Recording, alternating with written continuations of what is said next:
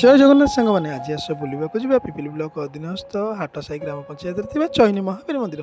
ରାସ୍ତାର ଉଭୟ ପାର୍ଶ୍ୱରେ ଗ୍ରାମ ଦେଇ ଆମେ ଗ୍ରାମ ଶେଷରେ ଥିବା ମହାଦେବଙ୍କ ମନ୍ଦିର ଦେଖି ଗ୍ରାମ ପଞ୍ଚାୟତ ପରିସର ଭିତରେ ରହିଥିବା ଏହି ଚୈନୀ ମହାବୀର ମନ୍ଦିରକୁ ଦେଖିବାକୁ ଯିବା। ଗ୍ରାମ ପଞ୍ଚାୟତ ସାମ୍ନାରେ ରହିଛି କଲ୍ୟାଣ ମଣ୍ଡପକୁ ଲାଗି ରହିଛି ବିରାଟକାୟ ପୁଷ୍କରଣୀ ଆଗରେ ରହିଛି ଶିଶୁ ଉଦ୍ୟାନ। ଏହି ଶିଶୁ ଉଦ୍ୟାନ ପରିସର ଭିତରେ ମହାବୀରଙ୍କ ମନ୍ଦିର। ପ୍ରଭୁ ତ ଚାରି ଯୁଗର ଆମର ପ୍ରଭୁଙ୍କ ମନ୍ଦିର ଦର୍ଶନ କରି ଆମେ ଜୀବନ ସାର୍ଥକ ମନୋଲୋଭ କରିବା। ଏହି ମନ୍ଦିରଟି ଏତେ ସୁନ୍ଦର, ଏତେ ମାନେ ଶାନ୍ତ ସରଳ ପରିବେଶଟିଏ, ତାକୁ ଦେଖିଲେ ଆପଣ ଯିଏ କିଏ ନେଇ ଥରେ ଯିଏ ଆସିବେ ଦ୍ୱିତୀୟ ଥର ଆସିବା ପାଇଁ ନିଶ୍ଚିତ ମନ ବଳେଇବ। ମନ୍ଦିରର ଚତୁଃପାର୍ଶ୍ୱରେ ପାର୍କ ରହିଛି। ମନ୍ଦିର ଭିତରକୁ ଆମେ ପ୍ରବେଶ କରିବା। ମନ୍ଦିରର ଆଗରେ ରହି ପ୍ରଭୁଙ୍କୁ ଦୁଃଖ ଜଣାଇ ଆମେ ଭିତରକୁ ପ୍ରବେଶ କରିବା। ଜୟ ମହାବୀର ବୋଲି ମନ୍ଦିରର ଚତୁଃପାର୍ଶ୍ୱ ସାଜସଜ୍ଜା ଅତ୍ୟନ୍ତ ସୁନ୍ଦର। ଦୀପଟେ ଲଗାଇ ପ୍ରଭୁଙ୍କ ପାଖରେ ଆମେ ମାନସିକ କରି ପ୍ରଭୁଙ୍କୁ ଦର୍ଶନ କରିବା।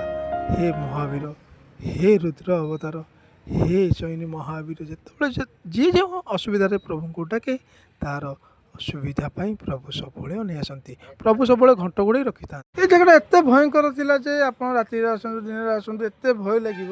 ମାନେ ସେ ପରିବେଶ ଏବେକାର ପରିବେଶ ଭିତରେ ବହୁତ ତଫାତ୍। ଏ ଜାଗାରେ ପ୍ରଭୁ ଯେତେବେଳେ ମହାବୀରଙ୍କ ମନ୍ଦିର ପ୍ରାଣ ପ୍ରତିଷ୍ଠା କରାଗଲା ସେତେବେଳଠୁ ଏବେ ଯାଏଁ ପ୍ରବଳ ଲୋକଙ୍କର ଭିଡ଼। ମନ୍ଦିରର ଉଚ୍ଚତା ବହୁତ ସୁନ୍ଦର। ପାର୍ଶ୍ୱରେ ପାର୍ଶ୍ୱ ଦେବତା ରୋଷଶାଳା, ଏପଟରେ ପଛ ପାର୍ଶ୍ୱରେ ରହିଛନ୍ତି ଶନିଙ୍କର ମନ୍ଦିର। ବର୍ଷକୁ ଥରେ ଏଠାରେ ଯଜ୍ଞର ଆୟୋଜନ କରାଯାଏ। ଏଠାରେ ପ୍ରାୟ ପାଖାପାଖି ପଞ୍ଚାୟତର ପ୍ରାୟ ହଜାର ଲୋକ ଆସିକି ଏହି ଯଜ୍ଞ ମଣ୍ଡପରେ ପ୍ରଭୁଙ୍କ ଦର୍ଶନ କରନ୍ତି। ଭୋଜି ଭାତର ଆୟୋଜନ କରାଯାଏ। ମନ୍ଦିର ଚତୁଃପାର୍ଶ୍ୱରେ ଭିତରେ ମଧ୍ୟ ଗୋଟେ ପାର୍କରେ ରହିଛି, ଯେଉଁ ପାର୍କରେ ଶିଶୁ ଉଦ୍ୟାନ, ଛୋଟ ପିଲାମାନେ ଖେଳନ୍ତି, ବସନ୍ତି, ବୁଲନ୍ତି, ଦୋଳି ବି ଲାଗିଛି। ହେ ପ୍ରଭୁଙ୍କ ବିଷୟରେ କିବା ବର୍ଣ୍ଣନା କରିବା। ଚାଲ ଟିକେ ପାର୍କ ଆଡ଼େ ବୁଲି ଆସିବା।